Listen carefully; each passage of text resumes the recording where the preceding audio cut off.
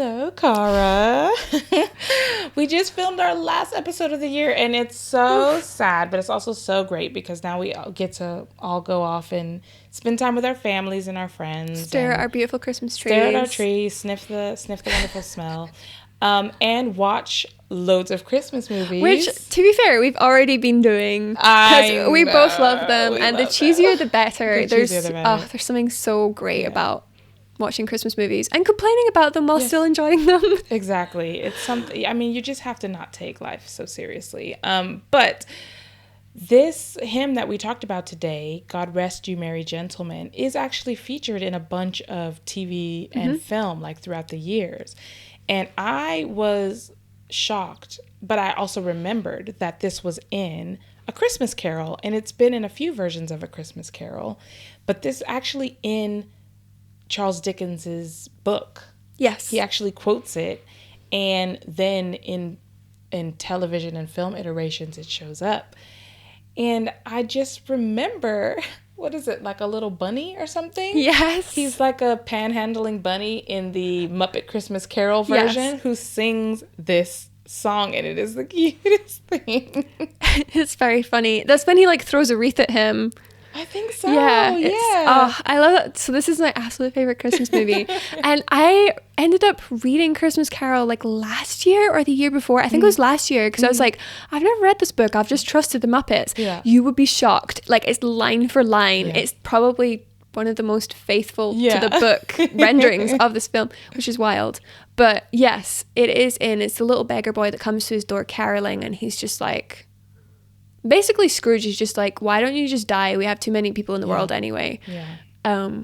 But he's singing God Rest You Merry Gentlemen.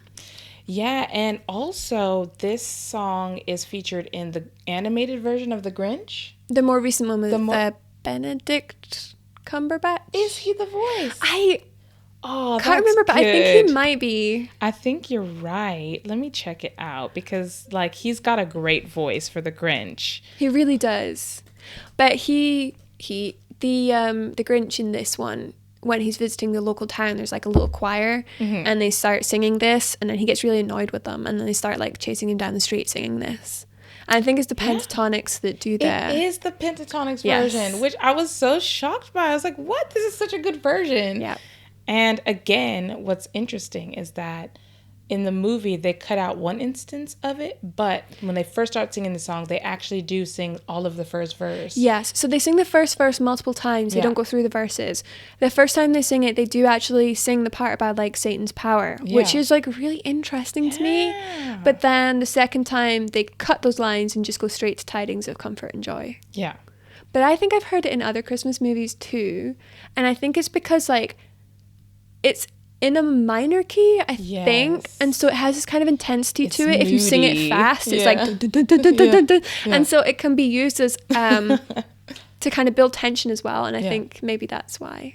Yeah, some of these kind of haunting Christmas carols, like what's the one, the Carol of the Bells, it's very haunting, and also O Come Emmanuel is in a minor key, and that's something that's sobering about like the cool like minor like ooh. I think it brings out the longing for Christmas as well. I don't know. Also, this was featured in an episode of Glee, which I would be lying if I told you that I've seen. So I started watching Glee, and within like a few episodes I was like, I hate all of them.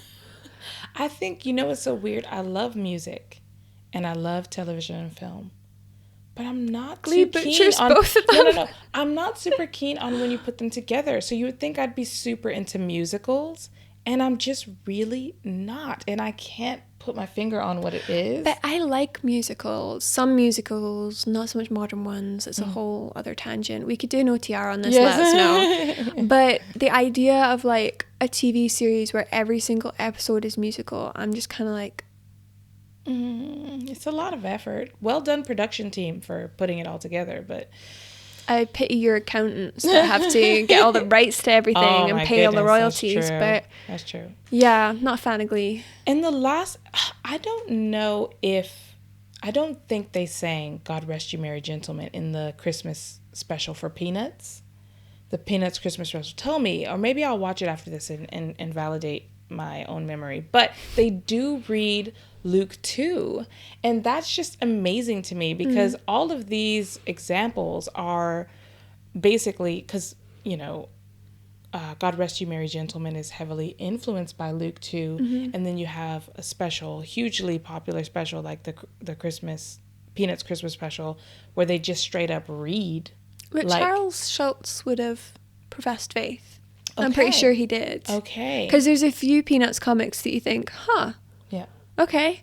But I think he was a professing believer. I don't know whether he was like a genuine believer or not. Okay. I don't know much about him, but I seem to remember there was something about him at least professing faith. Well, I think the point is that these are public and popular depictions of our Christ, and not shying away from the truth of who he is and why he came. And so, I don't know, if you're someone who's kind of cynical towards the whole Christmas thing and you're watching this before Christmas, be encouraged that, like, the Lord, my husband, I don't know if he was quoting somebody recently, but he said the Lord could use a stick for his glory. Like, the Christmas season with all its commercialism and all of its...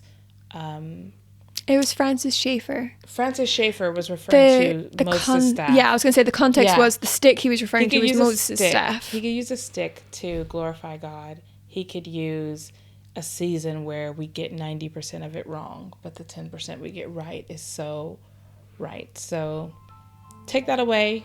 Merry Christmas. We love you guys.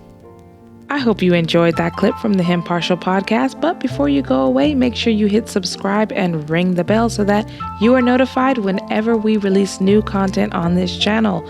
For more information, like how to support us or to sign up for our free weekly newsletter, make sure you head over to hymnpartial.com.